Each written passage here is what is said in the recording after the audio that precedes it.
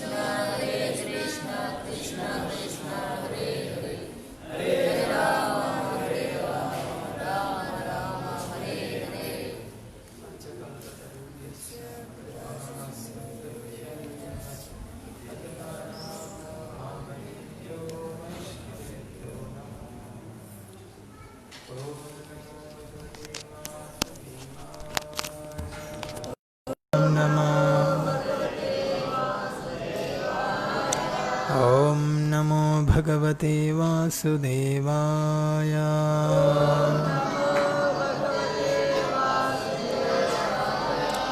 ॐ नमो भगवते वासुदेवाय।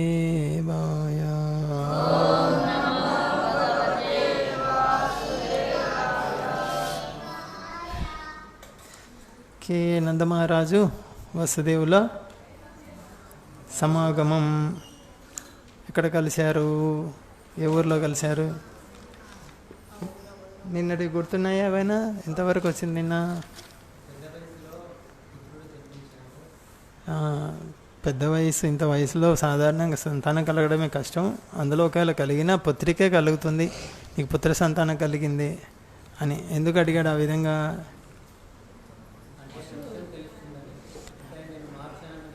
తెలుసో తెలీదో ఆ విధంగా సంశయం ఉంది, దాన్ని బయట పెట్టుకోండి.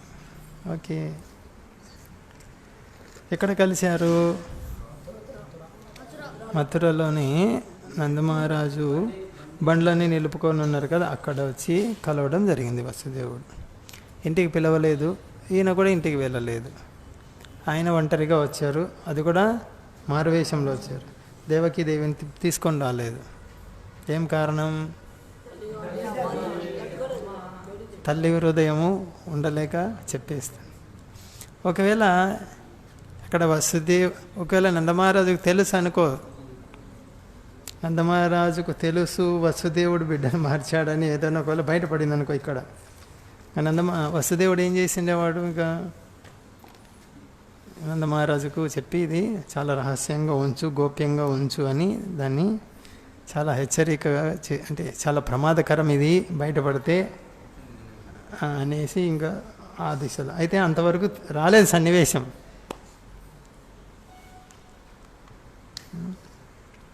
ఇక్కడ చూడండి వసుదేవుడి పరిస్థితి ఎలా ఉంటుంది. తండ్రి హృదయం చిన్న బిడ్డను దూరం చేసుకొని ఎలా ఉంటుంది? ఆ బిడ్డ గురించి అడిగేదానికి లేదు, ప్రత్యక్షంగా నా బిడ్డ అని అడిగేదానికి లేదు. చూడండి,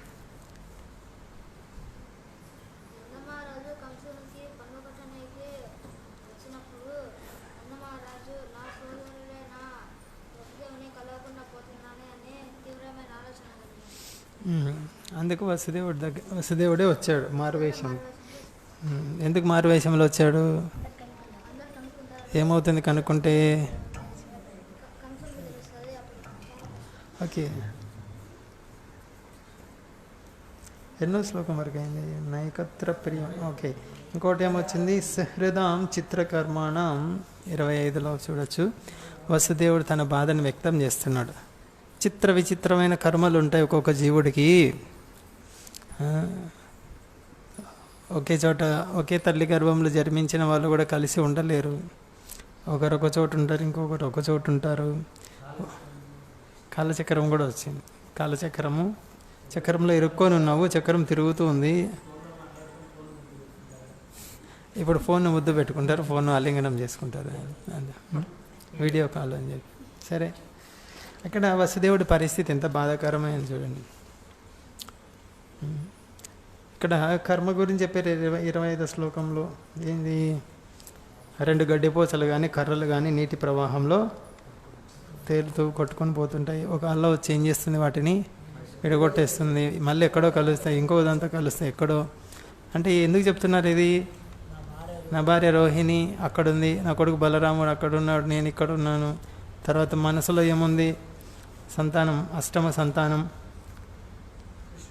నవజాత శిశువు, అప్పుడే పుట్టిన శిశువుని వదిలేసి వచ్చాను చూడు, పుట్టింది ఇక్కడ, పెరుగుతున్నది అక్కడ, కాల ప్రవాహంలో కొట్టుకొని వెళ్తున్నారు. మన జీవితమే చూడండి, ఎక్కడున్నారు? కొడుకు ఎక్కడున్నాడు, అన్న ఎక్కడున్నాడు, తమ్ముడు ఎక్కడున్నాడు, మనం ఎక్కడున్నాము? ఏదో కొట్టుకొని వెళ్తున్నాం కాల ప్రవాహంలో.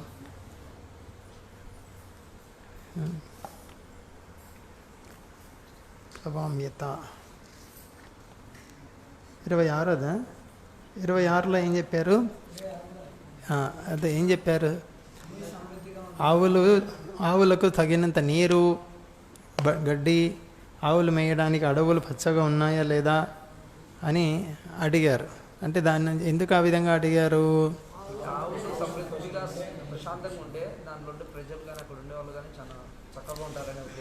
అదొకటి. నందమహారాజు యొక్క సౌభాగ్యం మొత్తం వ్యవసాయం మీద, ఆవుల మీద ఆధారపడింది. కాబట్టి నందమహారాజు ఆయన ఊరులో వాళ్ళందరూ బాగున్నారంటే ఆటోమేటిక్ అప్రయత్నంగానే ఇంకా వేరే అడగనవసరం లేదు, నా శిశువు కూడా సురక్షితంగా బాగానే ఉన్నారు. ఒకవేళ ఏదైనా ఆపద కలిగి ఉంటే ఊర్లో ఆవులు బాగున్నాయా, అది బాగుంది, ఇది బాగుంది అడిగినప్పుడు ఏదైనా ఆపద కలిగి ఉంటే చెప్తారు కదా నందమహారాజు, లేదు ఇది అయింది, మా ఊరికి ఇది జరిగింది, అది జరిగింది చెప్పి, అంటే పరోక్షంగా సమాచారం రాబడుతున్నారు. ఇక్కడ అడిగేదానికి లేదు. ఇక్కడ ఇంకోటి ఏమి? కశ్చిత్ పసవ్యం నిరుజం, ఎటువంటి కష్టములు కానీ రోగములు కానీ లేవు కదా మీ గోకులంలో. అంటే నా బిడ్డకి ఏం కాలేదు కదా, ఊరంతా బాగున్నారంటే అంత బాగుంది. కాబట్టి మీ ఊర్లో ఏం రోగాలు కష్టాలు ఏం రాలేదు కదా, ఆవులు బాగున్నాయి కదా. సహజంగానే వాళ్ళు ఆవు పాలు తాగుతారు. ఎవరు? నందమహారాజు భార్య యశోదమ్మ ఆవు పాలు తాగుతూ ఉంటుంది. యశోదమ్మ దగ్గర నా బిడ్డ పాలు తాగుతాడు. అదొక ఆనందం, అది సంతోషం. ఆవులు బాగున్నాయి అంటే నా బిడ్డకు ఆవు పాలు అందుతాయి. ఇక్కడ చూడు ఇంకొకటి, అయితే ఒకవైపు బాధ, బిడ్డను దూరం చేసుకున్నాను, ఇంకొక వైపు యశోదమ్మ నందమహారాజు దగ్గర ఉన్నారు, అది ఒక ఓదార్పు.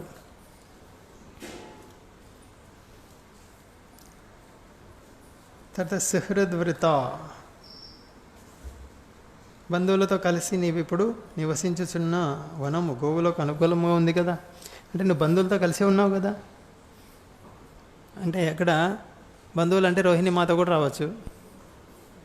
రోహిణీదేవి అక్కడే ఉంది కదా, బలరాముడు అక్కడే ఉన్నాడు, వాళ్ళు ఉన్నారు కదా అక్కడే, మీరంతా అక్కడే ఉన్నారు కదా, సంతోషం ఉన్నారు కదా ఊర్లో. అంటే ఈయన బాధ వ్యక్తం ఏం చేస్తున్నారు? నా అనే వాళ్ళు అందరు దూరం అయిపోయారు నాకు. ముందు శ్లోకంలో చిత్ర కర్మలు ఉన్నాయి ఒక్కొక్కరికి.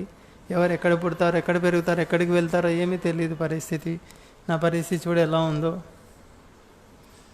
నువ్వైతే అందరు స్నేహితులు బంధువులతో ఉన్నావు కదా కలిసి, నీ కుటుంబ సభ్యులందరూ ఉన్నారు కదా నీ దగ్గరే.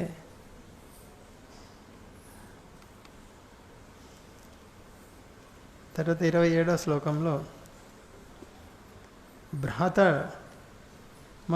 భ్రాతర్మమ సుత కశ్చిన్మాత్రా సహ భవద్వ్రజే తాతం భవంతం అన్వానో భవద్భ్యాం ఉపలాలిత.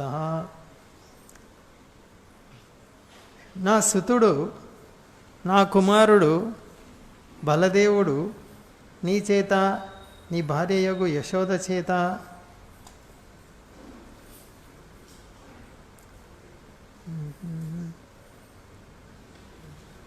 లాలించబడుచు మిమ్మల్నే తన తల్లిదండ్రులుగా భావించును. తన తల్లియగు రోహిణితో కలిసి అతడు నీ గృహమున సుఖముగా ఉన్నాడా? ఇక్కడ చూడండి, ఇక్కడ బహిరంగంగా అడిగేస్తున్నారు. ఎవరి గురించి? బలరాముడి గురించి. నా కొడుకు, నా భార్య రోహిణి బాగున్నారా? చాలా సుస్పష్టంగా అడుగుతున్నాడు. కృష్ణుడి గురించి అడిగినప్పుడు ఏమడిగారు? దానికన్నా ముందు నీకేదో బిడ్డ పుట్టాడు, కొడుకు పుట్టాడంట కదా ఇంత పెద్ద వయసులో అని, అంతే. ఇంకేం ఎక్కువ ఏమైనా వచ్చిందా ప్రస్తావన? లేదు. ఎక్కువ తీసుకొస్తే ఎక్కడ బయటపడుతుందో, కంసుడికి ఏమన్నా తెలిసిందో, ఏదన్నా ప్రయత్నం, దానికి ఏమి తేనెటీగ ఉదాహరణ. తేనెటీగ మళ్ళీ వెళ్తుందంటే తేనె తీసేవాడు పట్టుకుని, అట్లే కంసుడు వెతుకుతున్నాడు ఎక్కడ ఆచూకీ దొరుకుతుందా అని. ఒకవేళ ఎవరన్నా విన్నారనుకో, నందమహారాజు వసుదేవుడు మాట్లాడుకునేది నా కొడుకు ఇక్కడ నీ దగ్గర ఉంచానని, పొరపాటునది కంసుడికి తెలిస్తే మొత్తం గందరగోళం అస్తవ్యస్తం అయిపోతుంది. అటువంటి చాలా విదారకమైనటువంటి పరిస్థితి ఇది. కాబట్టి ఇక్కడ సోదరా ఎవరంటున్నారు? ఎవరంటున్నారు సోదరా అని? వసుదేవుడు, నందమహారాజు. ఇద్దరిలో ఎవరు పెద్ద? నందమహారాజు పెద్ద. నా సుతుడకు బలదేవుడు నీ చేత నీ భార్యకు యశోద చేత లాలించబడుచు. ఎవరు పెంచుతున్నారు నా కొడుకుని? రోహిణి పెంచుతుంది అనలేదే. రోహిణి మాత అక్కడే ఉంది కదా, రోహిణి మాత పెంచుతున్నదని అనలేదే. వాళ్ళ ఇంట్లో ఉన్నారు. నా భార్యను కూడా ముందు శ్లోకంలో బాధ వెళ్ళిపుచ్చాడు కదా. ఏమి పరోక్షంగా నీ బంధువులందరితో కలిసి, నీ కుటుంబ సభ్యులతో కలిసి సంతోషంగా ఉన్నావు కదా అంటే అర్థం ఏది? నేను నా కుటుంబ సభ్యుల్ని దూరం చేసుకొని చాలా బాధలో ఉన్నాను. నువ్వైతే సంతోషంగా ఉన్నావు కదా. కాబట్టి నా కుటుంబ సభ్యుల్లో ఇద్దరు నీ దగ్గర ఉన్నారు. వాళ్ళల్లో చిన్న బిడ్డ ఉన్నాడు. ఆ బిడ్డకు తండ్రి నిన్ను చూసి నిన్నే తండ్రి అనుకుంటాడు. యశోదమ్మ నువ్వు ఇద్దరు తల్లిదండ్రుల్లాగా ఆలన పాలన చూసుకుంటుంటారు కదా అనేసి అంతటితో ఆగకుండా ఏమి రోహిణి మాత కూడా, రోహిణి ఎలా ఉంది అని కూడా అడిగారు. తల్లి బిడ్డ పథకం ఉందా?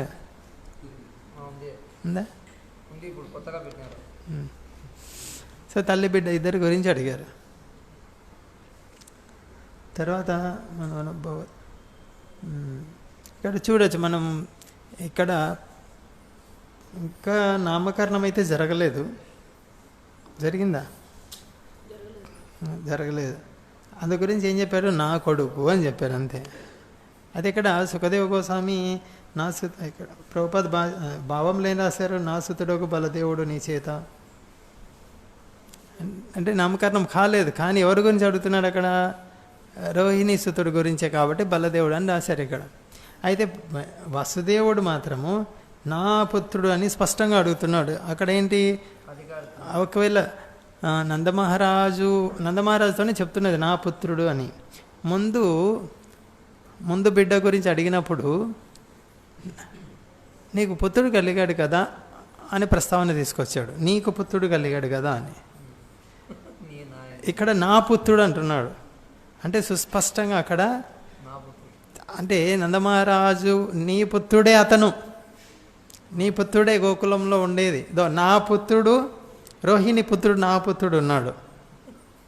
ఈ వస్తువు నాది అంటే ఇంకొకటి ఇద్దరు మాట్లాడుకుంటున్నారు.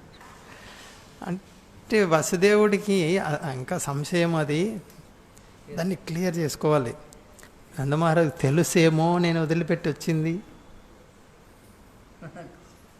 అందు గురించి ఇక్కడ స్పష్టంగా నా పుత్రుడు బాగున్నాడు కదా అంటే ముందు ఎవరి గురించి అడిగానో నాకు సంబంధం లేదు, నా పుత్రుడు కాదు. ఇప్పుడు నా పుత్రుడు గురించి అడుగుతున్నా నేను.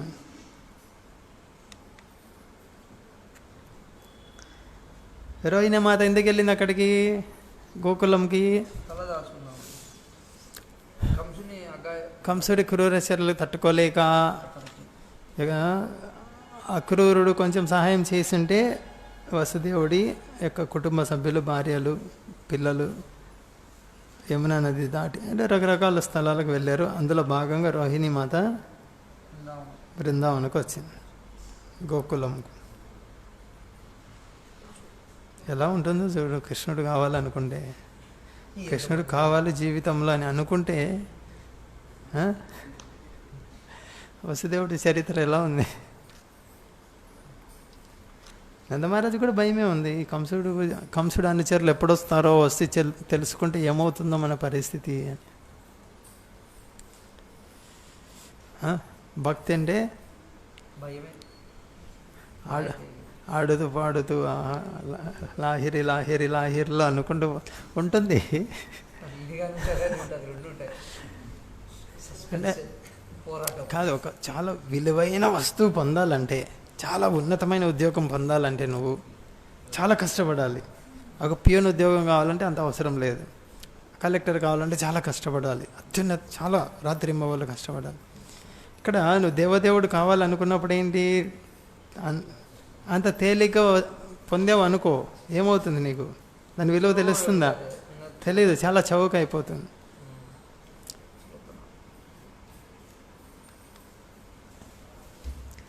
తర్వాత శ్లోకంలో పుంసస్త్రివర్గో విహిత సుహృదో హ్యానుభావిత నతేషు క్లిశ్యమానేషు త్రివర్గో అర్థాయ కల్పతే.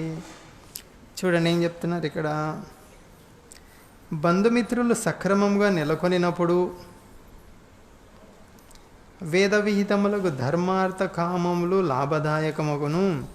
అలా కాక వారు దుఃఖమును అనుభవించుచున్నచో ఆ మూడు ఎటువంటి సుఖమును ఇవ్వలేవు.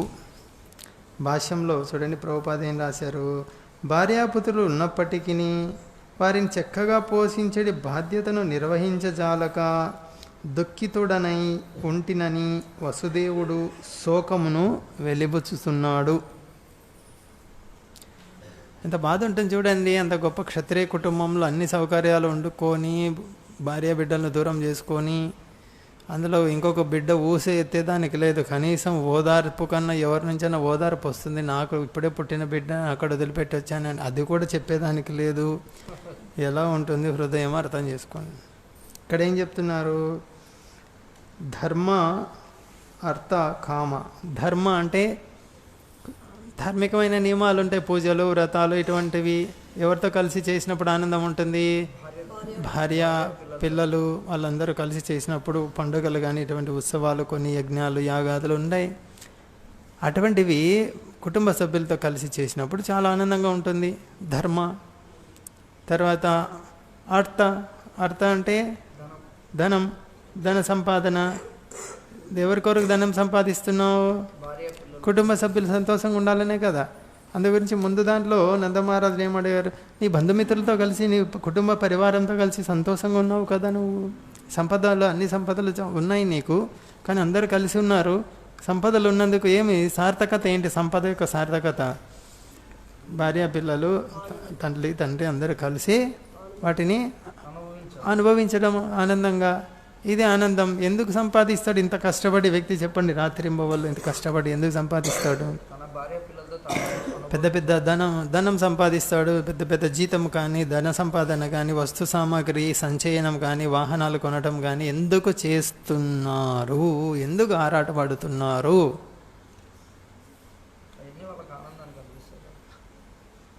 ధన పరివారంతో కలిసి వాటిని అనుభవించినప్పుడే ఆనందం ఉంటుంది. ఒక్కడే ఉంటే ఏం ఆనందం ఉంటుంది? ఉంటుందా? ఇప్పుడు కొన్ని చోట్ల చూస్తాం మనం సంఘటనలు. ఇద్దరు కొడుకులలో ముగ్గురు కొడుకులో ఉంటారు. సమయానికి కొడుకు రాలేని పరిస్థితి. ఇంట్లో పండుగ ఉత్సవం వాతావరణం ఉంటుంది. చాలా రకరకాల ఆహార పదార్థాలు, పెద్ద పెద్ద చాలా ఉత్సవం జరుగుతుంది. కానీ ఒక కొడుకు రాలేకపోయాడు ఏదో కారణాల వల్ల. ఆ ఇంట్లో తల్లికి ఎలా ఉంటుంది అప్పుడు? ఎక్కడికి బాబు? ఏమి నిన్న కూడా వెళ్ళావు కదా, రోజు ఇదేనా?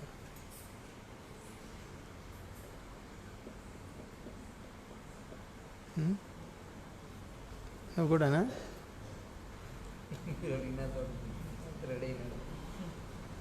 అట్లా అలవాటు ఎందుకు చేస్తున్నాను?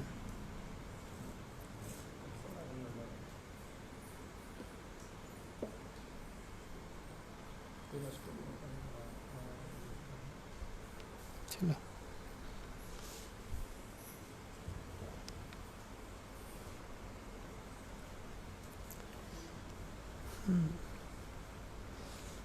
బిడ్డ చూడు, సంపద, చాలా సంపద ఉంది నీ దగ్గర, పెద్ద ఉత్సవం జరుగుతుంది, ఆహార పదార్థాలన్నీ రంగరంగ వైభవంగా అన్నీ ఏర్పాటు చేసుకున్నావు. నీ బంధువులు, నీ ఆప్తమిత్రులు, భార్యనో కొడుకో ఎవరో దూరంగా ఉండిపోయారు. ఎలా అనిపిస్తుంది నీకు? చాలా బాధగా ఉంటుంది. వాళ్ళు లేరే, ఇదే బాధ అనిపిస్తుంటుంది. ధనం లేని వ్యక్తికి అంత బాధ ఉండదు. ఉంటుందా? ధనం బాగా ఉన్న వ్యక్తికి, అయ్యో నా వాళ్ళు నా దగ్గర ఉండింటే నాతో పాటు తింటూ ఉంటే నాతో పాటు కారులో తిరుగుతుంటే ఎంత బాగుండో అనిపిస్తుంది. ధనం లేని వ్యక్తి ఎలాగూ లేదు, బాధపడితే బాధపడచ్చేమో కొంచెం. కానీ ఈ వ్యక్తికి, ఎవరికి?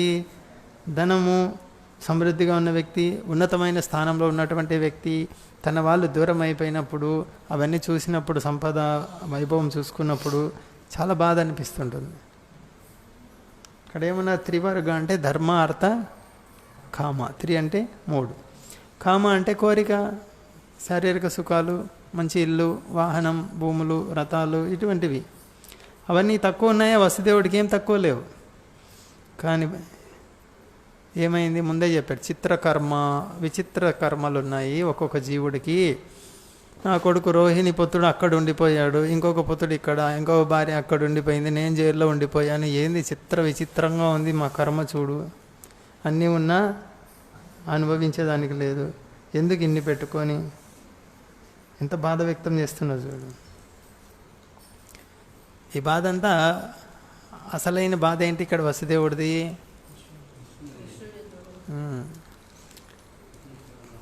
కానీ అది బయటికి చెప్పేదానికి లేదు. అది ఇంకా పెద్ద బాధ. క్లిశ్యమానేషు త్రివర్గార్థాయ కల్పతే. ధనం కానీ, సంపద కానీ, ఇల్లు కానీ, వాహనాలు కానీ ఎందుకు తీస్తారు? బంధువులతో కలిసి ఆనందంగా అనుభవించాలని. అవి అంటే వాస్తవానికి ఏంటి, అక్కడ నువ్వు ఇంట్లో అది గృహస్థుడు చేసే యజ్ఞయాగాదులు కానీ, ఆయన సంపాదించే ధనం కానీ, వాహనాలు, వస్తువులు, ఇటువంటివి ఏవైనా సరే ఏమిస్తాయి అతనికి? ఏ ఫలితం వస్తుందని ఏం ఆశించి అవన్నీ సంపాదిస్తాడు? ఆనందం కదా. ఇక్కడ వసుదేవుడు ఏం చెప్తున్నాడు? అవన్నీ ఉన్నాయి, నాకు దుఃఖం వచ్చింది వాటి వల్ల ఇప్పుడు. ధనం ఉంది నా దగ్గర, కానీ భార్య పిల్లలు లేరు, నా కుటుంబ సభ్యుల దగ్గర లేరు. అది దాన్ని చూస్తుంటే బాధ వేస్తుంది, నా వాళ్ళు లేరే నా దగ్గర అని చెప్పేసి.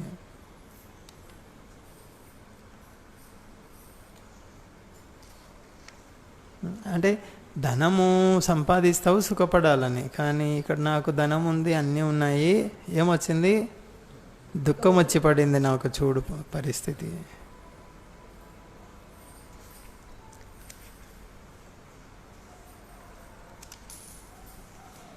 తర్వాత నందమహారాజు ఈయన ఈ విధంగా వసుదేవుడు చెప్తూ ఉండగానే, ఇంకా పూర్తి కాలేదు వసుదేవుడిది. ఆయన బాధ ఎంత విని బాధను ఓదార్చడం కోసం నందమహారాజు ఏం చెప్తున్నారు? అహోతే దేవకీపుత్ర కంసేన బహవో హత ఏకా వశిష్టావరజ కన్యాసాపి దివం గత. నందమహారాజు పలికిన, అయ్యో దేవకీ గర్భంలో పుట్టిన నీ పుత్రులందరినీ కంసుడు వధించాడు కదా. ఇక సంతానంలో చివరిదైన నీ పుత్రిక కూడా ఆకాశంలోకి వెళ్ళిపోయింది. ఓదారుస్తున్నాడు. నాకు తెలుసు నీ కష్టము. ఏం కష్టం నీకు? ఏం కష్టం వచ్చింది వసుదేవుడికి? ఇక్కడ దేవకీ పుత్ర అని స్పష్టంగా వాడారు నందమహారాజు. ఎందుకంటే రోహిణి పుత్రుడు నా దగ్గర ఉన్నాడు, దేవకీ పుత్రులు ఎవరు లేరు ఇక్కడ. అంటే ఇక్కడ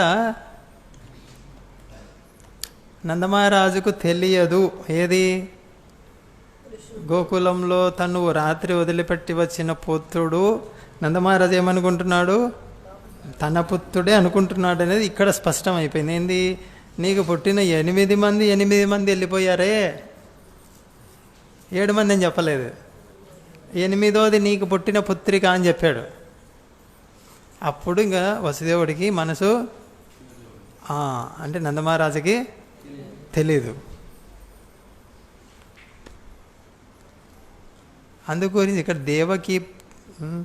దేవకీ సంతానము అనేది వాడడం జరిగింది ఇక్కడ. దేవకీ పుత్ర కంసేన బహవు. కంసుడు దేవకీ పుత్రుల్ని ఎంతమందిని చంపాడు? 6 చంపాడు. 7వది ఏమైంది? 7వ గర్భం. కానీ అప్పుడు ఏమనుకున్నారు మథుర ప్రజలందరూ 7వ గర్భం గురించి? గుర్తులేదు, కృష్ణ బుక్ చదవలేదు, మీరు ఎవరు వినలేదు. అయితే కంసుడు ఏదో చేశాడు, మంత్రాలు తంత్రాలు చేసి 7వ గర్భం లేకుండా చేశాడు అనేసి కూడా తెలిసింది. అంటే అప్పటికి అర్థమైంది 7 కంసుడే పొట్టను పెట్టుకున్నాడు. 8వది ఒక చివరిగా పాప పుడితే కనీసము కొడుకు లేకున్నా సరే కూతురన్నా ఉంటే, ఇంట్లో బిడ్డన్నా ఉంటే అదొక ఆనందం ఇంటికి. అది కూడా లేకుండా చేశాడు. ఆ పాప ఎగిరిపోయింది ఆకాశంలోకి. ఎవరి వల్ల ఎగిరిపోయింది? కంసుడి వల్లనే. 7 పొట్టను పెట్టుకున్నాడు కొడుకుల్ని. 8వది ఒక పాప. ఇది ఆ పాప ఉంటేనా మీకు సంతోషం ఉండేది కదా, అది కూడా లేకుండా చేశాడు కంసుడు. కాబట్టి మొత్తం 8 మంది వెళ్ళిపోవడానికి కారణం కంసుడే.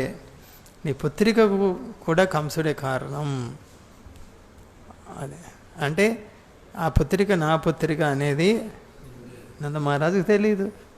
నా కొడుకు ఉన్నాడు గోకులంలో, నీ కూతురు ఎగిరిపోయింది ఆకాశంలోకి. ప్రభుపాదేనా సరే ఇక్కడ చూడండి.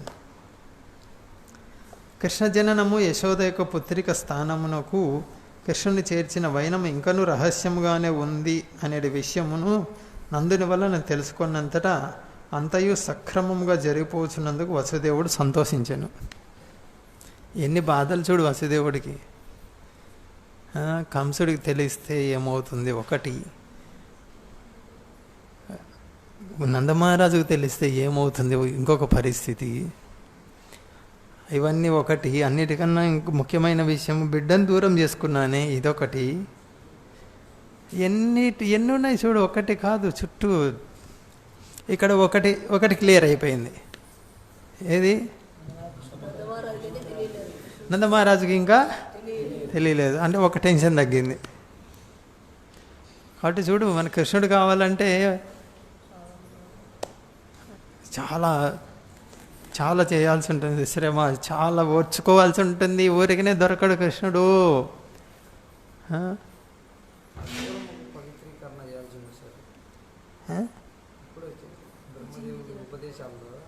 కృష్ణుడు దొరకాలంటే కఠోరము పవిత్రీకరణ అది పద్ధతిని ఆచరించాలి. అప్పుడు మాత్రమే భగవంతుడు దొరుకుతాడు, అది దొరకదు. అది చూడొచ్చు ఇక్కడ వసుదేవుడికి ఎలాంటి ఇది చూసే సామాన్యమైన కఠినమైంది కాదు, చాలా.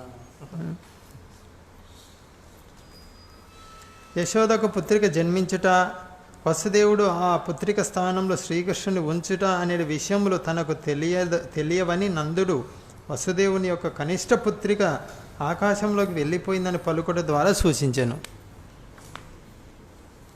ఈ విధంగా వసుదేవుని సందేహములు తీరిపోయాయి. ఎంత డ్రామా లాగుంది కదా మొత్తం ఇది. అదేమంటారు, సినిమాలు వస్తాయి చూడు, రహస్యం చివర్లో బయటపడుతుందని.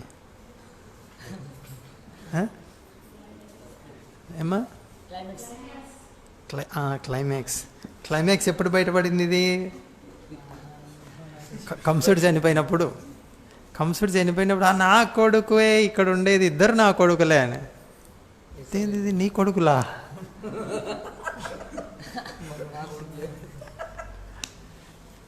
అప్పుడు కృష్ణుడు కూడా అవునవునవును ఈయన మా నాన్న. నందమహారాజు కృష్ణ ఇప్పుడు వసుదేవుడికి ఏ పరిస్థితి ఉందో అప్పుడు నందమహారాజుకు అది ఏర్పడింది. రోల్ మారిపోయింది అక్కడ. ఎంత విరహం.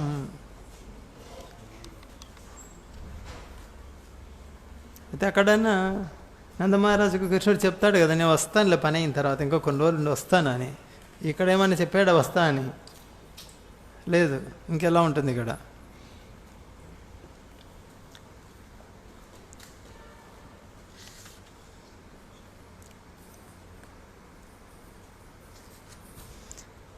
తర్వాత 30వ శ్లోకంలో చూడండి. కర్మఫలమును నిర్ణయించేది విధి చేతనే ప్రతి మానవుడు నిక్కముగా నియంత్రించబడును. నందమహారాజు ఓదార్చాలని, ఎవరిని? వసుదేవుడిని ఓదార్చాలని కర్మఫలం గురించి చెప్తున్నాడు. నూనం హి అదృష్టనిష్ట. అదృష్ట అంటే అగోచరం, దృష్ట అంటే కనిపించేది, అదృష్ట అంటే కనిపించనిది, అంటే మనకు తెలియకుండా జరిగేది. ఇప్పుడు ఎక్కడైనా ప్రమాదం జరుగుతుంది, ఎవరైనా ఊహిస్తారు ఇక్కడ ప్రమాదం జరుగుతుంది, ఇంతమంది చనిపోతారని, దాన్ని అదృష్ట అంటారు. అదృష్ట. దృష్ట అంటే చూపు, తెలిసి ఉండడం. అదృష్ట అంటే తెలియకుండా, అకస్మాత్తుగా, ఎవరికి అనుకోకుండా జరిగిపోయింది. ఇక్కడ వసుదేవుడు ఎప్పుడన్నా అనుకున్నాడా నాకు ఇంతమంది సంతానం కలుగుతారు, వీళ్ళు వెళ్ళిపోతారు, నేను బాధపడతాను, నేను ఎప్పుడన్నా వచ్చింది ఆలోచన? రాలేదు. 6 చంపుతాడు, తర్వాత 7వ వ్యక్తిని, 7వ గర్భస్రావం అవుతుంది, 8వ అతన్ని అక్కడికి చేర్చాల్సి వస్తుంది నా చేతులతో అని ఊహించాడా? ఎందుకు ఏమంటున్నారు నందమహారాజు? అదృష్ట. నువ్వేం అనుకోలేదు, మన చేతిలో ఏం లేదు, ఏం జరుగుతుందో తెలీదు, మరుసటి క్షణం ఏం జరుగుతుందో తెలీదు. ఇదంతా కర్మఫలం, కర్మానుసారం ఉంటుంది. అదృష్ట నిష్ట అయం అంతయు. అదృష్ట అగోచరమగు విధి అంతా విధి చేతిలోనే, కర్మఫలం దానికి అధీనమై ఉన్నాం మనము.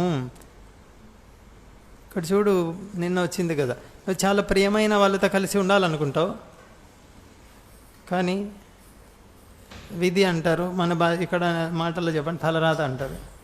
నీకు చాలా ప్రియమైనటువంటి భార్య కావచ్చు, కొడుకు కావచ్చు, అన్న కావచ్చు, తమ్ముడు కావచ్చు, ఎక్కడో 100,000 కిలోమీటర్ల దూరంలో ఉంటాడు కదా. నీకు ఎవడైతే ఇష్టం లేదో వాడు నీ పక్కనే కూర్చొని ఉంటాడు, ఆయన ముఖమే చూసుకుంటూ ఉండాలి ఎప్పుడు. అదృష్ట. నువ్వు ఎప్పుడు అనుకోలేదు ఇటువంటి వ్యక్తితో కలిసి ఉండాలని. ఎప్పుడు ఏమనుకుంటాం? నాకు చాలా ప్రియమైన వ్యక్తితో కలిసి ఉండాలి అని అనుకుంటాం. ఇది అదృష్ట, మనం అనుకోకుండా జరిగింది.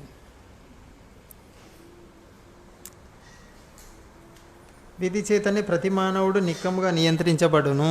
విధి అంటే నీ తలరాత అనండి. ఎవరి తలరాత ఎక్కడ ఉందో వీళ్ళు ఇంతకాలం ఇక్కడ ఉండాలి, అక్కడ ఉండాలి, ఇది నిర్ణయించబడి వెళ్ళిపోతూనే ఉంటారు. ట్రైన్ ఎక్కావు, తిరుపతికి వెళ్ళాలి,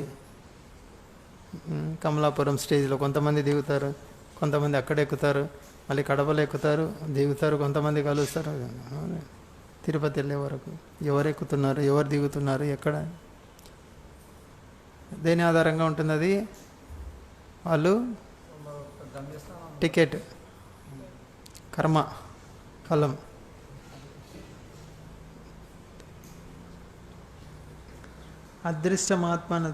ఆత్మనస్త్వం యో వేదన ముహ్యతి. అగోచరముకు విధి వలననే ఎవరైనా పుత్రుణ్ణి కానీ పుత్రికను కానీ కలిగి ఉండును. అలాగే ఇంకోటి ఏం చెప్తున్నా ఇక్కడ, పుత్రిక కానీ పుత్రుడని నీకు తెలుస్తుందా? బిడ్డ పుట్టకముందే నాకు కొడుకు పుట్టబోతున్నాడు, నా కూతురు పుట్టబోతుందని తెలుస్తుందా? స్కానింగ్ చేస్తే తెలుస్తుంది. అది కూడా ఎన్నో నెలలో?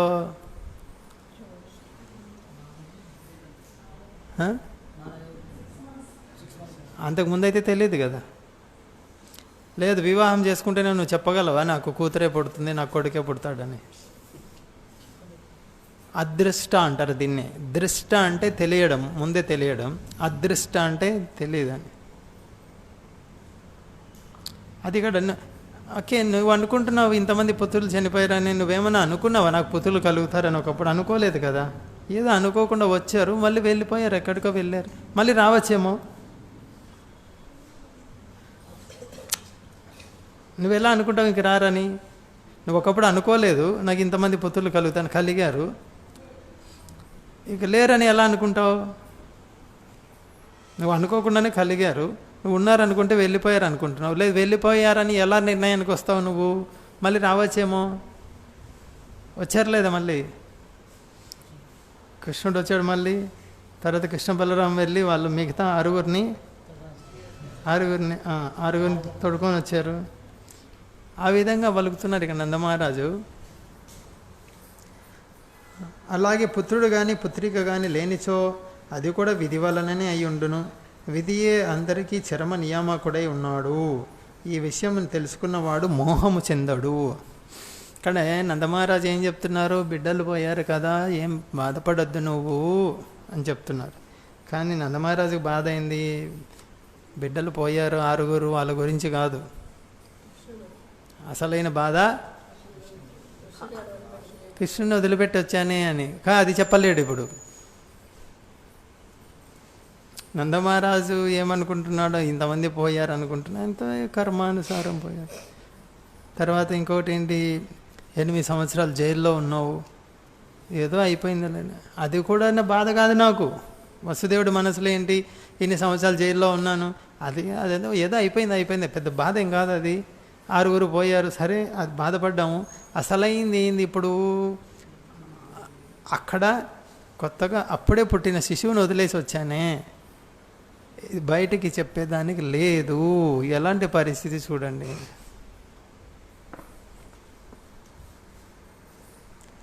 భాష్యం. సమస్తమునకు విధియే చరమకారణం అని పలుకుచు నందమహారాజు తన సోదరుడు వసుదేవుని ఓదార్చను. తన పుత్రులు కంసునిచే వధించబడినందులకు లేదా చివరి పుత్రిక ఆకాశంలో ఎగిరి వెళ్ళినందుకు వసుదేవుడు ఎంతమాత్రం దుఃఖించరాదని ఓదారుస్తున్నాడు. ఇక్కడ చంపబడిన వాళ్ళ గురించి ఏం బాధపడట్లేదు, వెళ్ళిన పుత్రిక గురించి బాధపడట్లేదు. అసలైంది బృందావనంలో వదిలిపెట్టి వచ్చిన శిశువు గురించి బాధపడుతున్నాడు. వెంటనే వసుదేవుడు ఏం చెప్తున్నారు? వసుదేవుడు నందమహారాజుతో పలికాడు, సోదరా, కంసునకు వార్షిక పన్నును చెల్లించితివి కదా, పన్ను కట్టడానికే కదా వచ్చింది, చెల్లించావు కదా, నన్ను కూడా కలుసుకున్నావు కదా. పన్ను కట్టిన తర్వాత నందమహారాజు బండిలో కూర్చొని ఆలోచిస్తున్నారు. అక్కడ కూర్చొని ఏం ఆలోచిస్తున్నారు? వసుదేవుడిని కలవలేకపోతున్నానే, ఇంటికి వెళ్తే ఎక్కువ రోజులు ఉండాల్సి వస్తుంది, ఒకసారి కలిస్తే బాగుంటుంది అని ఆలోచిస్తూ ఉంటే వసుదేవుడు వచ్చాడు. సరే, నన్ను కలిసావు, పన్ను కట్టావు, ఇంకేం చేయి, ఇక ఎక్కువ దినములు ఇచ్చట ఉండరాదు, రేపటికి వరకు కూడా ఉండొద్దు నువ్వు. ఇది ముందేమో చాలా ప్రియదర్శనము, చాలా దుర్లభం అని చెప్పి 8 సంవత్సరాలు ఓకే నేను జైల్లో ఉన్నాను, కష్టాలు అనుభవించాను, నువ్వు వచ్చినా నేను కలవలేమని చెప్పిన అతను ఇంకా కొన్ని రోజులు ఉండు, ఇంటికి రా, చక్కగా కొంచెం విశ్రాంతి తీసుకో, చాలా కాలమైంది మనం కలిసి, అందులోనూ 7 సంతానాన్ని కోల్పోయాను నేను, కొంచెం ఉండు, కొంచెం ఓదార్పుగా ఉంటుంది ఇంట్లో, కొన్ని రోజులు ఉండు అని చెప్పాలి కదా. ఏం చెప్తున్నారు? ఇప్పుడే వెళ్ళిపోను అని. ఏముంది, ఎందుకు వెళ్ళిపోతున్నారు ఇప్పుడే? మథురాలో క్యాబినెట్ మీటింగ్ జరిగింది. ఆ మీటింగ్లో తీర్మానం చేశారు, ఏమి 10 రోజుల లోపల పెట్టిన శిశువులందరినీ హతమార్చాను. కాబట్టి గోకులం కూడా వెళ్ళొచ్చేమో. ఎవరు? ఈ అసురులు. ఇది వసుదేవుడికి తెలుసు, మథురాలో ఏమేమి సమావేశాలు అయ్యాయి ఏంటనేది తెలుసు. కాబట్టి నందమహారాజుకు ప్రత్యక్షంగా చెప్పకుండా ఏం చెప్తున్నారు చూడండి ఇక్కడ, నన్ను కలుసుకున్నావు కదా, పన్ను కట్టావు కదా, ఇంకెందుకు ఇక్కడ, వెళ్ళిపో తొందరగా. ఎందుకు వెళ్ళు? గోకులం నందు కొన్ని ఉత్పాతములు జరగనున్నవి, చాలా ఆపదలు జరగబోతున్నాయి చూడు గోకులంలో. కనుక వెంటనే ఇప్పుడే నీవు అక్కడికి తిరిగి వెళ్ళడం ఉత్తమం. ఇక్కడ ఒకటి ప్రశ్న రావచ్చు, ఏంటి ఇది ఒక శ్లోకం అయిపోతుంది, ఇది ఒకటి చివరిది 32. ఇక్కడ చూడండి, కొంచెం లోతుగా ఆలోచిస్తే ఎన్నో సంవత్సరాల తర్వాత కలుసుకున్నారు, అది కూడా చాలా కష్టాలు అనుభవించిన తర్వాత బయటపడ్డాడు జైల్లో నుంచి. ఓ సోదరా, నాకు పునర్జన్మ లాంటిది, జైల్లో నుంచి బయటపడ్డాను, నా భాగ్యం నిన్ను కలిశాను, అని చెప్పిన తర్వాత, ఇంత చెప్పిన తర్వాత నువ్వు ఇప్పుడే వెళ్ళిపో అనేది ఎందుకంటున్నాడు?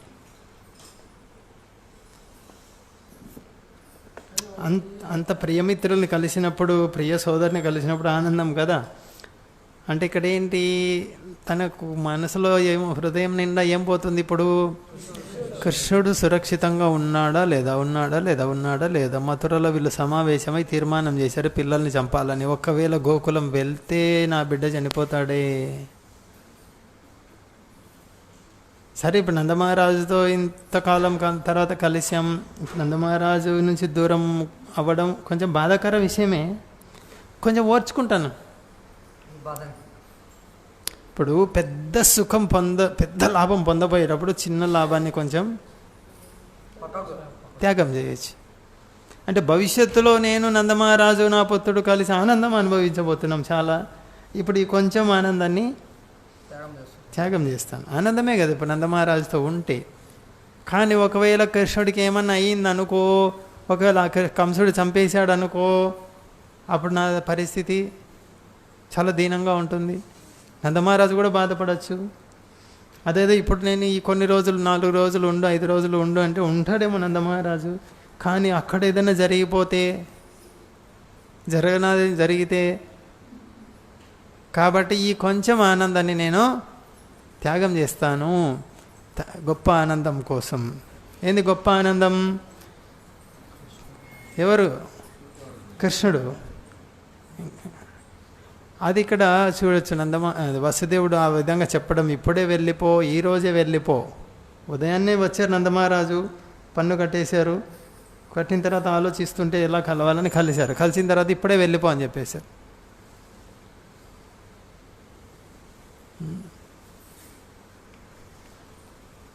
ఎందుకు వెళ్ళు? అక్కడ ఉత్పాతాలు జరగనున్నాయి, ఏదో కష్టం కలగబోతుంది అని. కాబట్టి 30 తర్వాత చివరి శ్లోకం సుఖదేవ గోస్వామి పలికను. ఈ ప్రకారం వసుదేవునిచే ఉపదేశించబడినంతటా నందాది గోపులు అతని అనుమతిని పొందిన వారై బండ్లకు ఎద్దులను పూంచి గోకులమునకు ప్రయాణమయ్యరి. ఆ రోజు సాయంత్రానికల్లా చేరుకోవాలి, రాత్రికంతా ఎద్దుల బండ్లు. నందమహారాజు వసుదేవుడిని ఆలింగనం చేసుకొని సెలవు తీసుకున్నారు. ఎద్దుల బండ్లు కట్టి ప్రయాణం అయ్యారు. వెళ్ళేటప్పుడు ఏం జరిగింది?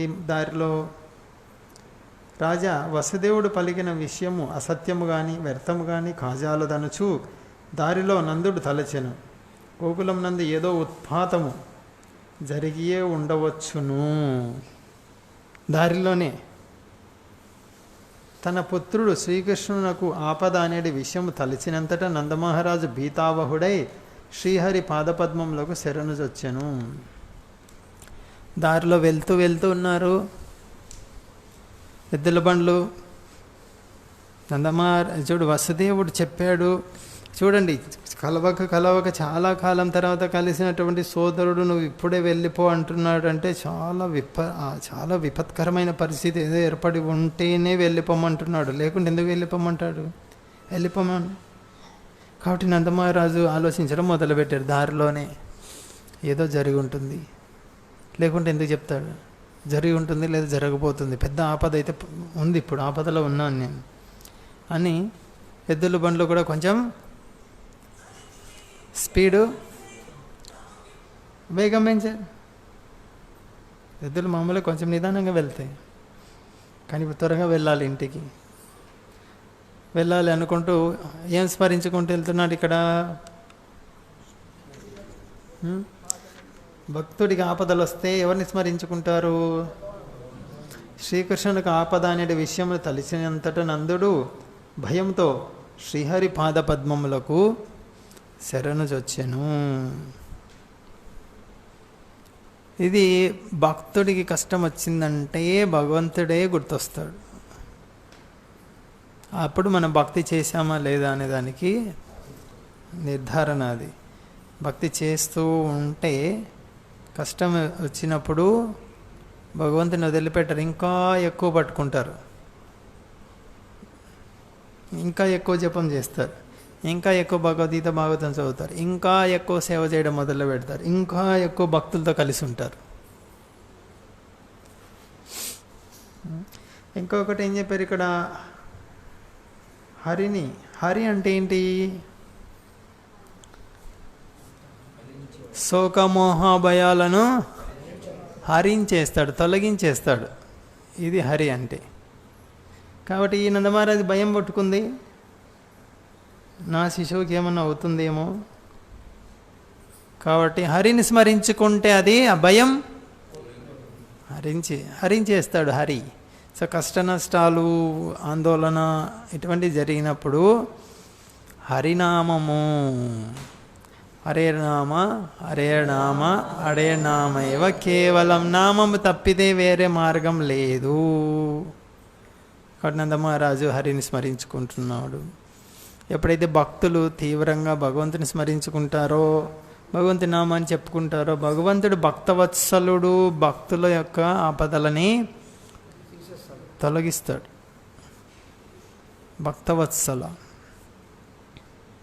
అందుగురించి మన స్వశక్తి మీద ఆధారపడడం కంటే నందమహారాజును చూసి ఏం నేర్చుకోవాలి? ఆపద వచ్చినప్పుడు భగవంతుని మీద ఆధారపడాలి. కృష్ణ నారాయణ నువ్వే. ఇది భక్తుడండి. కష్టం వచ్చింది, నా సొంత ప్రయత్నం చేస్తాను కొంచెము అనేది ఉండదు భగవంతుడి మీద. ఇక్కడ ఇంకొకటి చూడొచ్చు,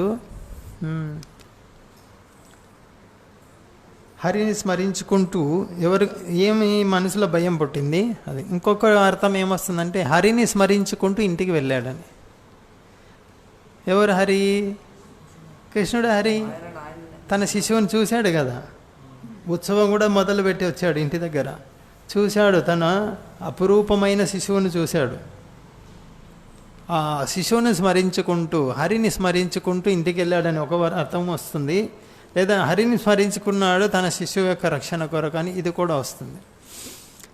ఇంకా ఇప్పుడేమి వసుదేవుడు ఏం చెప్పాడు? నువ్వు ఇప్పుడే వెళ్ళిపో వెంటనే అని చెప్పాడు. అక్కడ మనం కొంచెం లోతుగా ఆలోచిస్తే ఆచార్యులు ఏం వివరణిస్తున్నారు చూడండి. వసుదేవుడు నందమహారాజు ఇద్దరి మనసుల భావం ఒకటే ఉంది. ఏ భావం? పితృవాత్సల్యం ఇద్దరికీ ఉంది. నందమహారాజు కంటే తెలియదు ఏంటి తన పుత్రుడు దేవాదేవుడు అని తెలియదు. వసుదేవుడికి తెలుసు కదా, తెలుసు దేవదేవుడు అని తెలుసు, కంసుని సంహరిస్తాడని తెలుసు. తెలుసా తెలీదా? శంఖచక్ర గదా పద్మాలు, తర్వాత నా పుత్రుడిని చేతిలోకి తీసుకుంటూనే చైన్లు తెగిపోయాయి, గొలుసులు తెగిపోయాయి, తలుపులు తెరుచుకున్నాయి. ఎంత అద్భుతమైన బాలుడు నా బాలుడు దేవదేవుడు అని తెలుసు. మరి అక్కడ ఆపద జరుగుతుంది అంటే ఎందుకు వెళ్ళమంటున్నాడు? కాబట్టి ఇప్పుడు వసుదేవుడికి భగవంతుడు హరి దేవాదిదేవుడు, సర్వ బలము ఆయన దగ్గర లేని బలమే లేదు అని తెలుసు. తెలిసినప్పటికీ తన నా బిడ్డ అనేటువంటి రెండు ఉన్నాయి. రెండింటిలో ఏది ఎక్కువైంది ఇప్పుడు? మమత అంటారు. మమత అంటే నాది, నా బిడ్డను నేను చూడాలి, నేను రక్షించాలి. నేను వెళ్ళలేకపోతున్నాను గోకులం,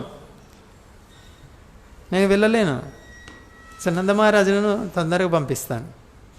ఒకవేళ వసుదేవుడు వెళ్ళగలిగేవాడైతే ఆయన స్వయంగా వెళ్ళి కృష్ణ బలరాములను చూసుకుంటూ, వాళ్ళని రక్షించుకుంటూ, ఆడుకుంటూ పాడుకుంటూ వాళ్ళ అల్లలా పాలన చూసుకునేవాడు. వెళ్ళలేని స్థితి కాబట్టి నువ్వు వెళ్ళు తొందరగా నువ్వు వెళ్ళు అని. అంటే అక్కడ నందమహారాజు వసుదేవుడు ఇద్దరూ ఒకే భావంతో ఉన్నారు, పుత్రవాత్సల్యంతో. దేవాదిదేవుడు అని తెలిసినప్పటికీ నా బిడ్డ, నా కొడుకు, నా శిశువు అనేటువంటి ఈ మమత, తండ్రి హృదయం, పితృ హృదయం అనేది అక్కడ చూడొచ్చు. అంటే ఇక్కడ మొత్తం మీద ఏం తెలుస్తుంది? వసుదేవుడు కృష్ణుణ్ణి చాలా అమితంగా ప్రేమిస్తున్నాడు, నందమహారాజు కృష్ణుణ్ణి అమితంగా ప్రేమిస్తున్నాడు. గోవులు భాగవతంలో చూడొచ్చు. గోవులు కృష్ణుడు అంటే గోవులకి చాలా ఇష్టం, యశోదమ్మకు చాలా ఇష్టం, గోపికలకు చాలా ఇష్టం, గోపబాలులకు చాలా ఇష్టం, అక్కడున్న పక్షులకు చాలా ఇష్టం, యమునా నదికి చాలా ఇష్టం కృష్ణుడు అంటే, అక్కడున్న లతలు చెట్లు అన్నిటికీ చాలా ఇష్టం, గోవర్ధన పర్వతానికి ఇష్టం. అందరూ ప్రేమించే వాళ్ళు కృష్ణుడిని. ఏం నేర్చుకోవాలి భాగవతం నుంచి అంటే ఇదే అంట, అందరినీ ప్రేమించు. కృష్ణుడిని ప్రేమించడం, అందరినీ కాదు. అదే బౌద్ధ భక్తులు ఎవరు ఉంటారో వాళ్ళని ప్రేమిస్తే కృష్ణుని ప్రేమిస్తాము. వీళ్ళందరూ కృష్ణుణ్ణి ప్రేమిస్తున్నారు. మనకు భాగవతం చదివి అధ్యయనం చేసి ఏం నేర్చుకోవాలంటే కృష్ణుడి పట్ల ప్రేమ పెంచుకోవాలి అనేది. ఇక్కడ వసుదేవుడు, నందమహారాజు, ఏం చెప్పాము, ఇద్దరు తండ్రులు ఒకటే ఆలోచన. ఒక బిడ్డ. ఎలా ఉంటుంది? ఇద్దరు తండ్రులు ఏంది, ఒక బిడ్డ ఏంది అంటే భాగవతంలో చూడు ఎలా ఉందో. ఎంత రహస్యం బయటపడిందా? ఇప్పటికీ బయటపడలేదు. అక్కడేమో ఉత్సవం జరుగుతుంది, నందోత్సవం. ఇక్కడేమో ఆయన బాధపడుతున్నాడు నా కొడుకు లేడని. ఎప్పుడు బయటపడింది? మథురకు వచ్చినప్పుడేమో బయటపడింది. ఎప్పుడు, ఏ వయసులో వచ్చాడు? 11 వయసులో వచ్చాడు. 11. అప్పటి వరకు బయటపడినట్లే ఎక్కడన్నా ఉన్నాయా అన్నవాళ్ళు? లేవు. చూడు వసుదేవుడి పరిస్థితి చూడు ఎలా ఉంటుంది. పోని వెంటనే అది 1 సంవత్సరానికి 2 సంవత్సరాలకు, అది కూడా చాలా కష్టం. అప్పుడే పుట్టిన శిశువుని వదులుకొని రావడం 10 సంవత్సరాల తర్వాత. అందులో దేవాది దేవుడు నా కొడుకు సాధారణమైన వాడు కాదు. ఆయన చేతిలోకి తీసుకుంటేనే తలుపులు తెరుచుకున్నాయి, చైన్లు ఊడిపోయాయి. అంటే అటువంటి బిడ్డ ఉంటే ఇంత బాగుంటుందో నా దగ్గరే. కానీ 10 సంవత్సరాలు ఎదురు చూడాల్సి వచ్చింది. అంటే పితృవాత్సల్యము వసుదేవుడిది ఎలా ఉంటుందో అర్థం చేసుకోండి నేను. అంటే కృష్ణుడు అంటే ఎంత ప్రేమ, మమత. అయితే ఆలోచిస్తూనే ఉన్నాడు ఎప్పటికీ. ఏం ఆలోచిస్తున్నాడు? అలా నేను ఎలా పెంచాలి, ఎలా పోషించాలి, వాళ్ళకి విద్యా బుద్ధులు ఎలా, ఏంటి, ఇవన్నీ తల్లిదండ్రుల బాధ్యత కదా పిల్లల గురించి ఆలోచించడం. రోహిణి కృష్ణ బలరాముల గురించి ఆలోచిస్తూనే ఉన్నాడు. మథురలో ఉన్నప్పటికీ, తన దగ్గరికి రానప్పటికీ, తను వెళ్ళలేనప్పటికీ అక్కడికి ఆలోచిస్తూనే ఉన్నాడు. అంటే భగవత్ సేవ గురించి ఆలోచిస్తూనే ఉన్నాడు. వీళ్ళని ఎలా పెంచాలి, నామకరణం చేయించాలి, తర్వాత అన్నప్రాసన, ఏవేవో ఉంటాయి కార్యక్రమం. అవన్నీ ఆలోచిస్తే ఎలా పెంచాలి, పోషించాలి, విద్యా బుద్ధులు, వీళ్ళకి ఎలా పెద్దవాళ్ళని చేయాలి, ఎలా బాధ్యతలు అప్పగించాలి, ఇవన్నీ ఆలోచిస్తున్నాడు. ఆయన మనసు మొత్తం అక్కడే ఉంది, కృష్ణ బలరాముల మీదనే ఉంది. కానీ కృష్ణ బలరాములు అక్కడ ఉన్నారు, ఎంతో సమయం తర్వాత వచ్చారు. కాబట్టి ఏం చేయాలి? మనందరం ఏం నేర్చుకోవాలి భాగవతం నుంచి? ఎప్పుడు కృష్ణుడి గురించి, కృష్ణ సేవ గురించి ఆలోచిస్తూ ఉండాలి. నందమహారాజు, వసుదేవుడు, యశోదమ్మ, దేవకి మాత వీళ్ళలాగా కృష్ణుడి పట్లనే మనసు, కృష్ణుడికి అప్పచెప్పాలి మనసు. మన్మన, ఇదే కృష్ణుడు చెప్పేది భగవద్గీతలో, నీ మనస్సుని నాకు అర్పించు అంటే ఇదే. వసుదేవుడు అర్పించాడు, నందమహారాజు అర్పించాడు. హరే కృష్ణ కృష్ణ కృష్ణ హరే హరే, హరే రామ రామ రామ హరే. श्रीमद्भागवतम की जय, श्री श्री दामोदर लीला की जय, शिल प्रभुपाद की जय, श्री श्री निताय गौर सुंदर की जय. हरे कृष्ण.